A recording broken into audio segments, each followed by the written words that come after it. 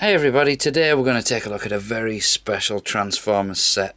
This is the eHobby exclusive Transformers Shattered Glass Soundwave versus Shattered Glass Blaster versus pack.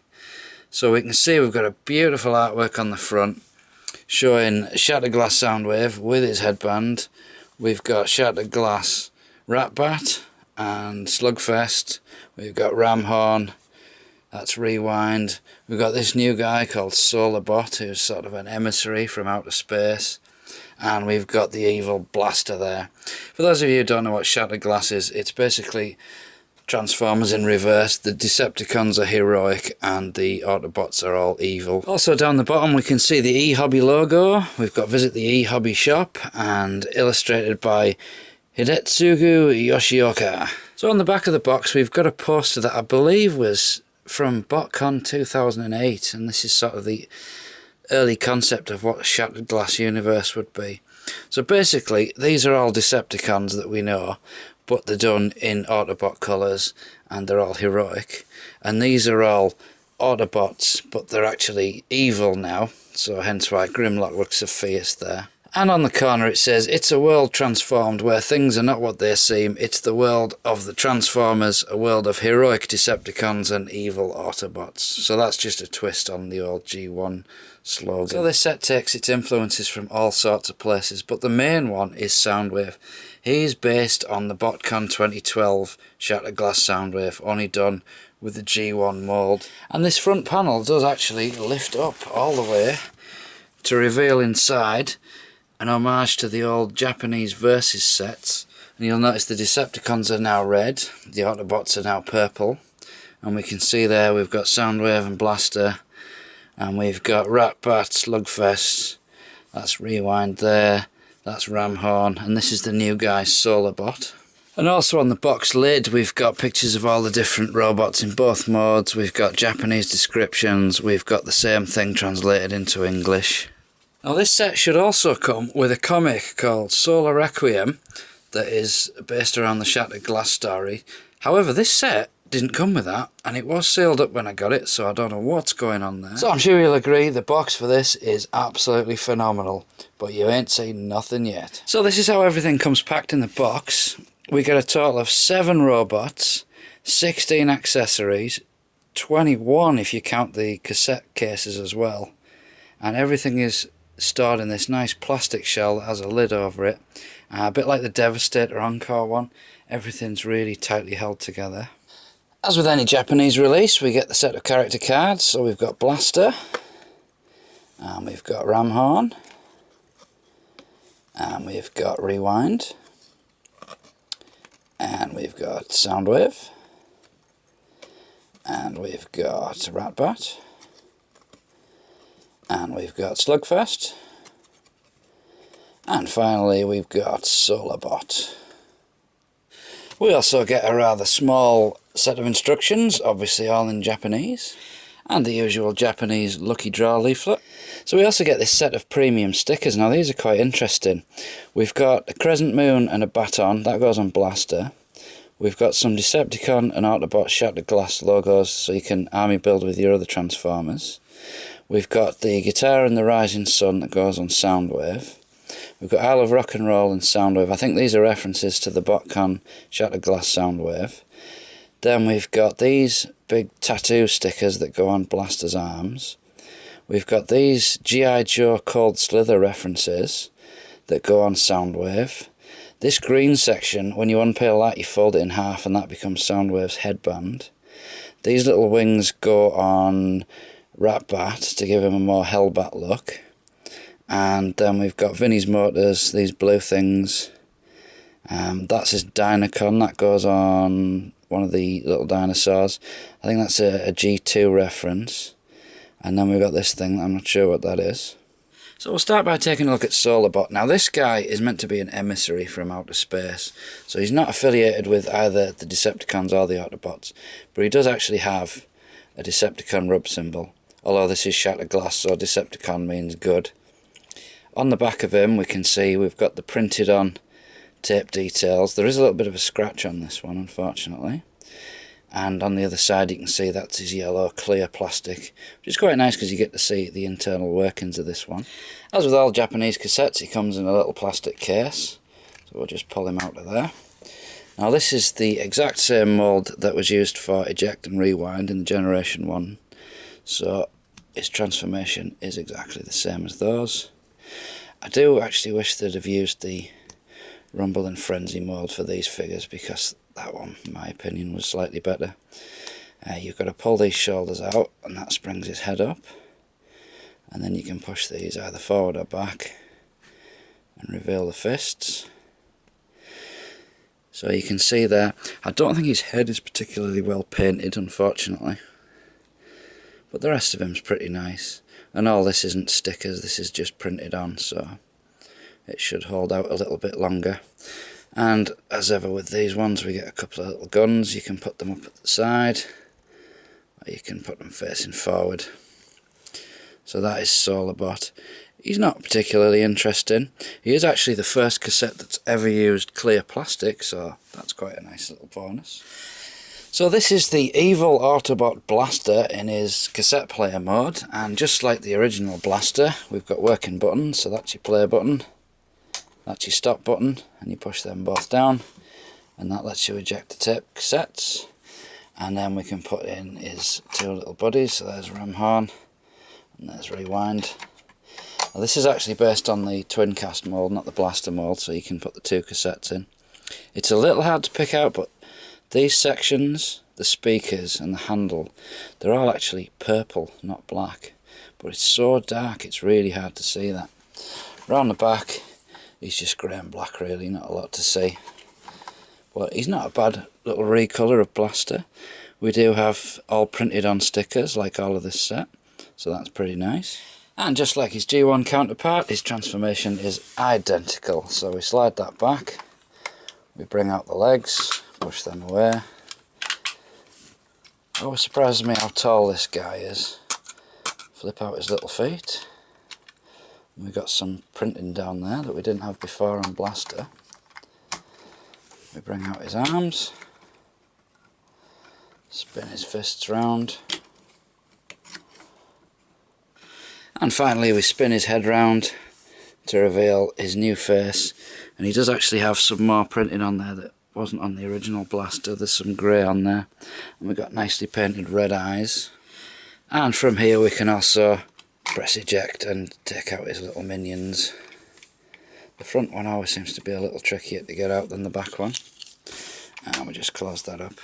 And he also comes with his standard gun, only this time done in the very dark purple that's really hard to tell. I actually thought this was black, and that will just fit into his hand, a la the G1 version. So this is the evil Autobot Shattered Glass Rewind, and he's just like the G1, only he's done in red.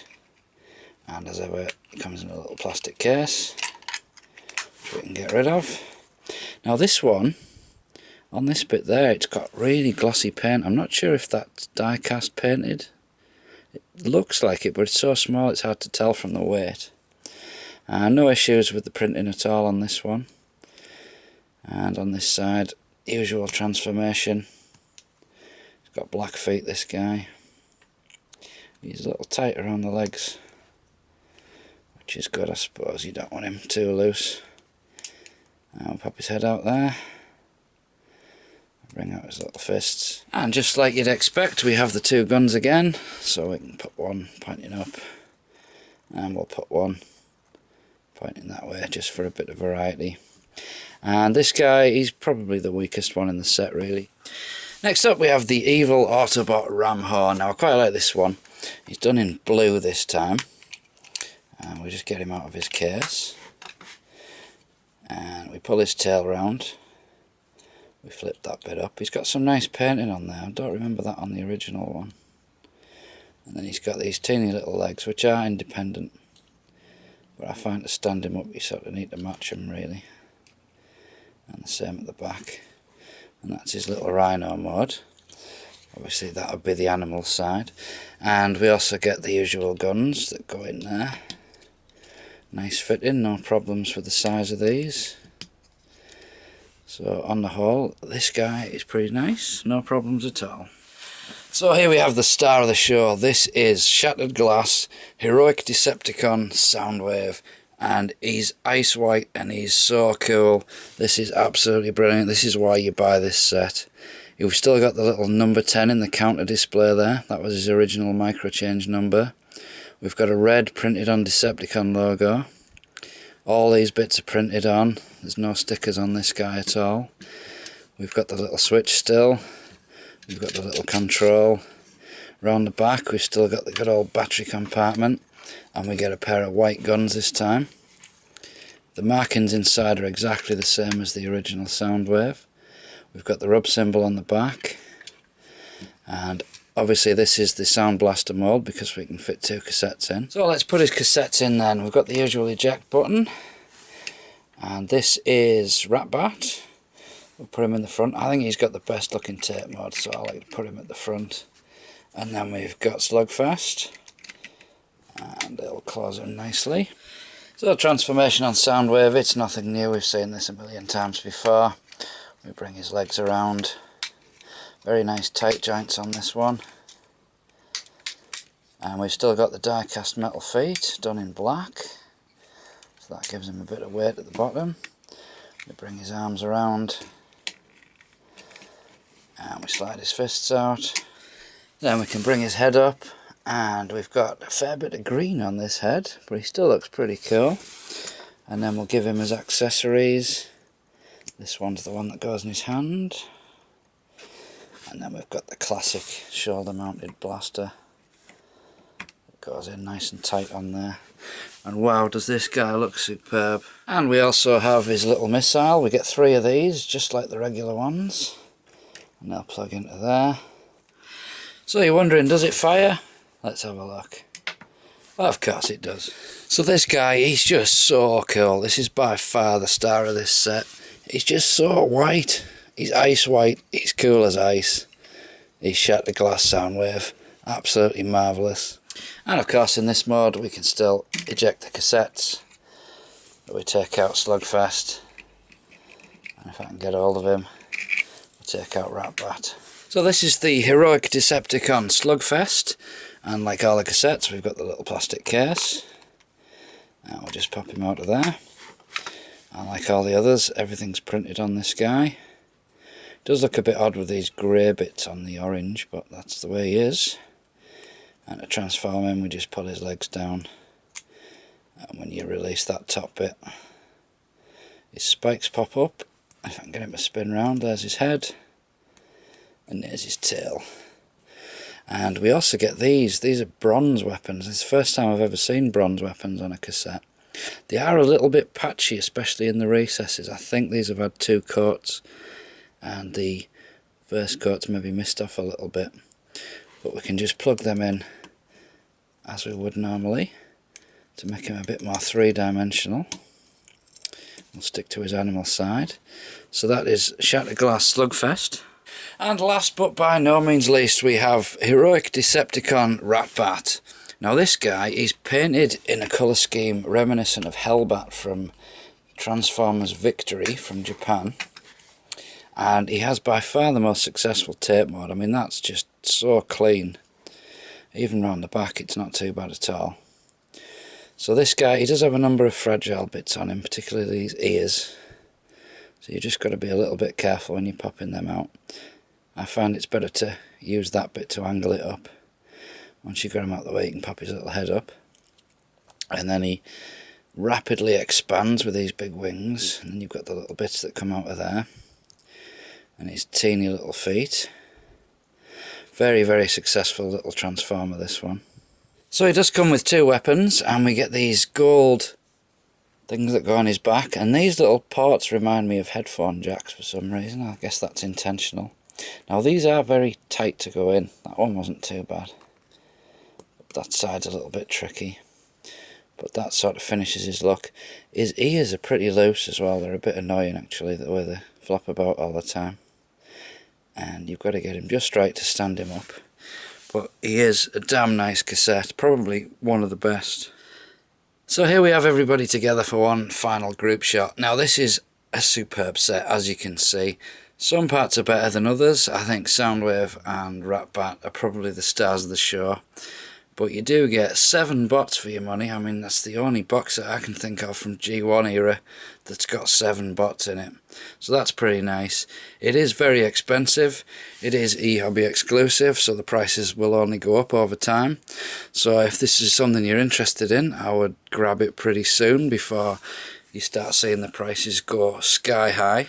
So would I recommend this set? If you like G1 cassettes and you like Soundwave and you like Blaster, you've got to go for it, because this is absolutely stunning, and you're probably never going to see these guys in these colourings again. So this has been Luke with the eHobby exclusive Shattered Glass Soundwave versus Blaster set. Thanks for watching, guys, and I'll see you next time.